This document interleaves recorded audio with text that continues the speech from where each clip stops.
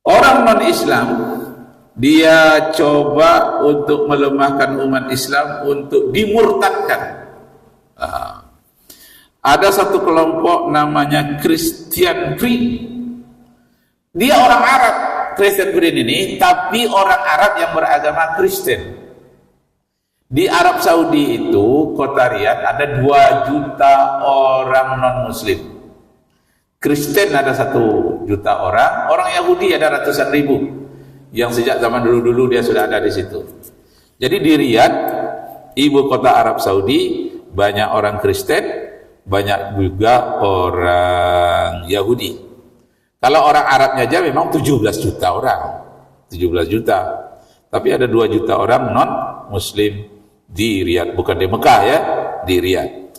Jadi ada seorang laki-laki Nasrani bergaul di tengah-tengah orang Islam dan masuk dia sekolah Islam sampai dia dapat sarjana Islam. Nah, ditanya, boleh nggak saya ikut sekolah hukum Islam? Saya non-Islam. Orang Islam di situ katakan boleh, boleh belajar hukum Islam. Tujuan dari dosen-dosen yang memperkenankan dia ikut belajar hukum Islam, mudah-mudahan dia tertarik dengan ajaran Islam dan lulus dia sebagai sarjana Muslim, sarjana Islam, padahal dia tidak Muslim. Lulus. Setelah lulus, tahulah orang Amerika, ini potensi ini, seorang yang non-Muslim mengetahui hukum Islam, maka dia diundang ke Amerika.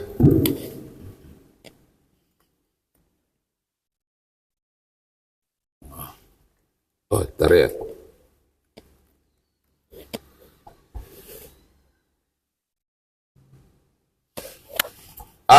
Diundanglah dia di Amerika dan dia membuat suatu radio misionaris di Amerika yang namanya Radio Christian Print.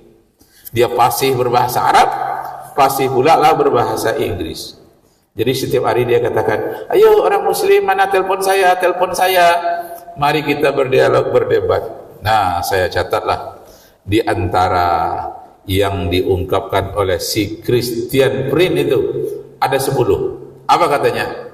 Hei orang Amerika, aku ini 5 tahun loh, dan untuk dapat sarjana saya dalam bidang hukum Islam, dan aku tahu kelemahan-kelemahan ajaran Islam. Jadi rupanya dia belajar hukum Islam itu kepada orang Islam untuk mencari kelemahan-kelemahan dari ajaran Islam. Nah, apa katanya? Orang-orang Nasrani katanya, orang Kristen di Amerika, rupanya Tuhannya orang Islam itu manusia katanya. Begitu katanya. Kalau orang Nasrani jelas Tuhannya manusia, itu ya Nabi Isa. Nah, itu dia katakan sebagai Tuhan di langit yang turun ke bumi. Orang Islam Tuhannya juga manusia katanya. Kenapa? 1, karena Tuhan orang Islam punya tangan katanya. Surat 48 ayat 10 yang menyatakan yadullah fawqa aydihim, tangan Allah di atas tangan mereka. Jadi Tuhannya orang Islam itu manusia katanya, punya tangan. Nah, yang kedua, kata Christian Print, Tuhan orang Islam itu manusia karena dia berada suatu tempat di atas. Di atas apa? Di atas aras. Surat Toha ayat 5. Ar-Rahmanu alal arsistawa. Tuhan itu berduduk, bersela di atas aras. Jadi kayak manusia katanya, duduk bersela. Menurut Christian Print. Yang ketiga katanya Tuhan itu tertawa. Ini disebutkan di dalam surat 8, surat Al-Anfal ayat 30. Jadi dia katakan Tuhan itu sama dengan manusia, Tuhan juga tertawa. Itu dalam kisah seorang sahabat Nabi yang ada orang bertamu ke rumahnya, waktu itu makanan habis, datang tamu, orang itu mau makan, tamu datang, padahal makanan cuma itu. Lalu dipadamkannya lampu di belakang, jaga remang-remang sedikit, orang tadi lapar dikasihnya makan. Jadi dia bersembunyi, padahal orang tuan rumah tidak punya makanan, yang makanan untuk dia itu tidak berikan kepada tamu. Dalam seperti itu, kata Rasulullah, Tuhan tertawa melihat kalian. Nah, jadi katanya orang Islam itu Tuhannya manusia. Kenapa? Dia tertawa. Padahal tertawa itu artinya ridho. Allah itu ridho kepada orang yang peduli terhadap musafir yang kelaparan. Biarlah dia tidak makan sementara. Asalkan orang yang lapar sekali itu sudah 2 hari tak makan, dia bisa makan. Nah, itu nanti kita terangkan itu. Kemudian yang kelima, katanya Tuhan orang Islam itu punya betis. Surat Al-Qalam ayat 42. Disingkapkan betisnya nanti di hari kiamat. Jadi punya betis orang Islam. Nanti kita terangkan. Kita jawab nanti apa yang dituduhkan oleh Christian Prince asal Arab Saudi, warga negara Arab Saudi tapi beragama Kristen. Kemudian katanya Tuhan itu punya kaki di dalam hadis Muslim. Nah, jadi manusia katanya Tuhannya orang Muslim itu. Kenapa? Karena dia punya kaki.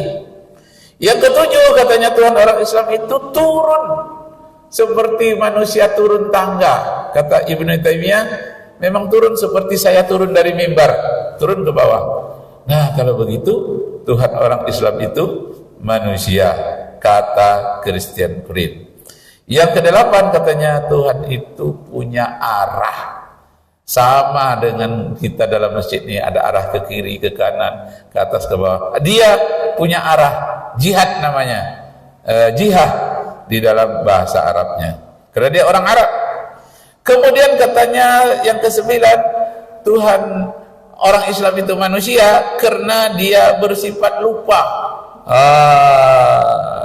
Lupa. Ada ayat dalam Quran yang mengatakan, siapa yang melupakan Allah di dunia, besok di akhirat dia dilupakan pula oleh Allah. Jadi Allah sifat pelupa.